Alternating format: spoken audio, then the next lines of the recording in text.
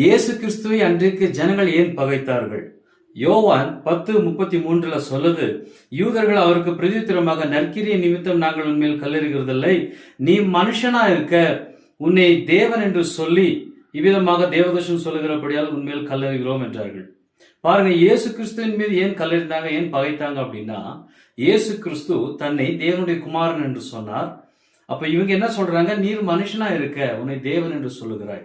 அப்போ மனுஷர்கள் அவரை பார்க்கிற விதம் வேறு, இயேசு கிறிஸ்து தன்னை பார்க்கிற விதம் வேறு. பாருங்க, இந்த நேரத்தில் உங்களை நான் கேட்கிறேன், நான் மனுஷர்கள் எப்படி உங்களை பார்க்கறாங்க அப்படின்னு நீங்க யோசிக்காதீங்க. உங்களை குறித்து உங்கள் பார்வை என்ன, உங்களை நீங்கள் எப்படிப்பட்டவர்களாக பார்க்கிறீர்கள் என்பது ரொம்ப முக்கியம்.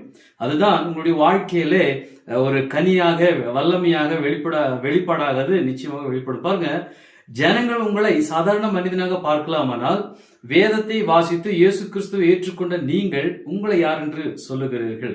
உங்களை குறித்த உங்களுடைய பார்வை என்ன? நீங்கள் தேவனுடைய பிள்ளைகளானால் அதை தைரியமாக அறிக்கையிடுங்கள். அந்த தேவ பிள்ளைகளுக்குரிய அந்த அதிகாரமும் வல்லமையும் உங்கள் மூலமாக வெளிப்படும். God bless you. God bless you.